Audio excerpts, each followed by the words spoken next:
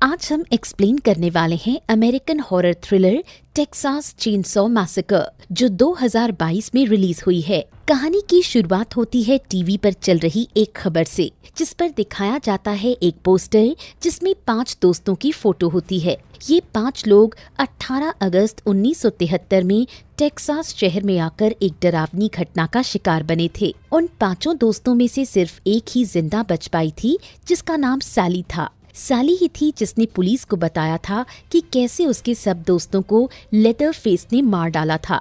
सैली अब बूढ़ी हो चुकी है और अब वो एक टेक्सास रेंजर होती है। सैली इसी आस में जी रही होती है कि कब उसे वो लेदर फेस मिले और वो उस लेदर फेस को मारकर अपने दोस्तों की मौत का बदला ले सके। दूसरी तरफ 2 लोग दिखते हैं जो गैस स्टेशन में कुछ सामान खरीद रहे होते हैं। गैस स्टेशन का ओनर उन दोनों से पूछता है कि वो लोग कहाँ जा रहे हैं, पर वो उसे जवाब दिए बिना वहाँ से बाहर निकल जाते हैं और ये पता चलता है कि 4 दोस्त लीला, मेलेडी, डांटे और रूथ अपनी कार में टेक्सास के हार्लो टाउन में जा रहे होते हैं। डांटे और मेलेडी इंस्टाग्राम के इन्फ्लुएंसर्स होते हैं और उन्होंने हार्लो टाउन में कुछ एरिया खरीदा हुआ है।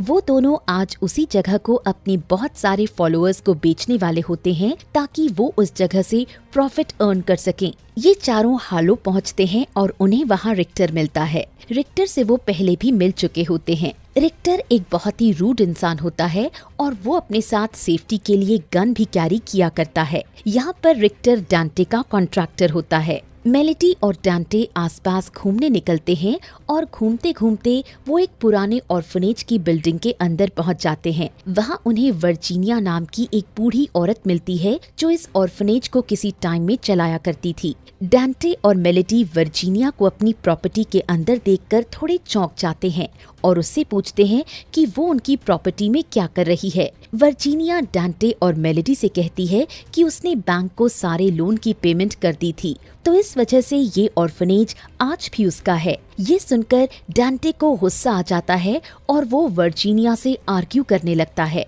काफी बहस के बाद डांटे वहाँ पुलिस को बुला लेता है ताकि वो वर्जीनिया को ऑर्फनेज की बिल्डिंग से बाहर निकाल सके। जैसे ही पुलिस वर्जीनिया को बाहर ले जाने लगती है तो तभी अचानक से उसकी तबीयत खराब हो जाती है और ऐसे में वर्जीनिया के साथ का एक लंबा सा आदमी वर्जीनिया को उठाकर पुलिस वैन में बैठ जाता है ताकि वर्जीनिया को जल्दी से हॉस्पिटल ले जाया जा सके। यहाँ पर रूथ भी हॉस्पिटल जाने की बात करती है ताकि वो ये निश्चित कर सके कि वर्जीनिया की तबीयत में सुधार आ जाए और वो जिंदा बच जाए। पुलिस वैन के जाते ही वहाँ एक और बड़ी सी वैन आ जाती है जिसमें डांटे और मेलेडी के फॉलोअर्स होते हैं। उनके फॉलोअर्स के आते ही हार्लो टाउन की जमीन की ऑक्शन शुरू कर दी जाती है। दूसरी तरफ वैन में वर्जीनिया की मौत हो जाती है। रूथ तभी मेलेडी को मैसेज करके ये बताती है कि वर्जीनिया की मौत हो गई है। जैसे ही वर्जीनिया अपना दम तोड़ती है, वैसे ही उसके साथ आए उस बड़े से इंसान को इतना गुस्सा आ जाता है कि वो वैन में बैठे दोनों पुलिस वालों पर हमला कर देता है। ये सब देखकर रूथ डर जाती है और पुलिस को रेडियो पर इस अटैक की इन्फॉर्मेशन देने लगती है। रेडियो की दूसरी तरफ सैली रूथ की सब बातों को सुनते ही रूथ की मदद के लिए निकल पड़ती है। दोनों पुलिस वालों को मारने के बाद वो बड़ा सा आदमी उनके फेस से स्किन कट करके अपने फेस पर लगा देता है और इससे ये पता चलता है यही आदमी लेदर फेस होता है। ऐसा करने के बाद वो रूथ को भी मार डालता है। जब मेलेडी को रूथ का मैसेज मिलता है तो वो डांटे से उसके साथ हॉस्पिटल चलने को कहती है। डांटे ऐसा करने को तैयार हो जाता है, लेकिन इससे पहले वो दोनों हॉस्पिटल जा सके रिक्टर उनसे कार की चाबी छीन लेता है और उन्हें उस ऑर्फनेज की जमीन के पेपर्स दिखाने को कहता है। डांटे वो पेपर्स ढूंढने की कोशिश तो करता है, लेकिन उसे ऐसे कोई भी पेपर्स नहीं मिलते। इस वजह से मेलेडी को डांटे पर शक होने लगता है और उसे लगता है कि शायद वर्जीनिया सच बोल रही थी। अपने डाउट को क्लियर करने के लिए जब मेलेडी ऑर्फनेज के अंदर ढूंढती है तो उसे एक बॉक्स में वो पेपर्स मिलते हैं। इससे मेलेडी को एहसास होता है कि उनसे कितनी बड़ी गलती हो चुकी है। उनकी वजह से वर्जीनिया इस दुनिया से चली गई थी। इसी बीच लेदर फेस वहाँ पहुँच जाता है और घर के अंदर आ जाता है जहाँ उसे डांटे नजर आता है। डांटे को देखते ही लेदर फेस उस पर हमला कर देता है, जिसके कारण डांटे बेहोश हो जाता है। डांटे को बेहोश होता देखकर मेलेडी अलमारी के अंदर छुप जाती है। तभी बाहर बारिश शुरू हो जाती है और बाहर खड़े सब लोग वैन के अंदर चले जाते हैं। थोड़ी देर बाद जब डांटे को होश आता है, वो किसी तरह से उस बिल्डिंग के बाहर आ जाता है। बिल्डिंग के बाहर उसे रिक्टर मिलता है और वो रिक्टर को उसके साथ जो भी होता है सब बताता है। रिक्टर डांटे की बात सुनकर एक पिस्टल लेकर घर के अंदर चला जाता है। जैसे ही रिक्टर घर के अंदर पहुंचता है, लेदर फेस उस पर अपने चेन सॉ से हमला कर देता है और उसे मार डालता है। रिक्टर के साथ ऐसा होते हुए मेलेडी, जो अलमारी में छुपी हुई होती है, देख लेती है। जैसे ही लेदरफेस वहां से जाता है, मेलेडी रिक्टर की लाश के हाथ में पड़ी हुई उसकी गाड़ी की चाबी लेकर अपने पास रख लेती है। इसी बीच मेलेडी की बहन लीला उसे ढूंढने की कोशिश कर रही होती है, लेकिन मेलेडी के नाम मिलने की वजह से वो मेलेडी को बाहर टाउन में ढूंढने लगती है। ऑर्फनेज में फंसी मेलेडी वहां से भागने की कोशिश करती है, पर तभी लेदरफेस उस पर अटैक कर देता है। मेलेडी बहुत मुश्किल से किसी तरह अपने आप को लेदरफेस से बचाती है और फ्लोर के नीचे छुप जाती है। तभी वहां पर उसकी बहन लीला आ जाती है और उसे वहां से बाहर निकालती है। उसके बाद ये दोनों भागकर अपने फॉलोअर्स वाली वैन में चले जाते हैं ताकि वो वैन में बैठकर वहां से भाग सकें। लेकिन उनकी बुरी किस्मत उन्हें ज्यादा दूर जाने नहीं देती, क्योंकि थोड़ी दूर तक चलते ही वैन रुक जाती है। वैन के रुकते ही लेदरफेस वैन के अंदर आ जाता है। वैन में बैठे फॉलोअर्स लेदरफेस से डरने के बजाय उसकी फोटोज और वीडियोस लेने लगते हैं। इससे पहले कि कोई समझ पाता, लेदरफेस उन पर हमला कर देता है और सबको मारने लग जाता है। मौका पाकर लीला और मेलेडी वैन से बाहर निकलकर भागने लगते हैं और सड़क पर भागते हुए उन्हें साली की कार नजर आती है। साली उन दोनों को कार में बैठा देती है और लेदरफेस का सामना करने के लिए ऑर्फनेज की ओर चली जाती है। ऑर्फनेज के अंदर जाते ही साली का सामना लेदरफेस से होता है। साली अपनी गन लेदरफेस पर पॉइंट करती है और उससे पूछती है कि उसे साली और उसके दोस्त याद हैं? क्या उसे याद है उसने कैसे साली के सब दोस्तों को मारा था? ये सुनने के बाद लेदरफेस साली पर अटैक न करते हुए बाहर चला जाता है और बाहर कार में बैठी लीला और मेलेडी पर हमला कर देता है। साली जब ऑर्फनेज से बाहर आती है तो लेदरफेस को मेलेडी और उसकी बहन पर हमला करते देख वो उस पर गोली चला देती है।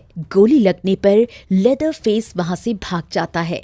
इसके बाद साली अपनी गाड़ी की चाबी मेलेडी को देकर उससे वहां से चले जाने को कहती है और खुद लेदरफेस से लड़ने लगती है।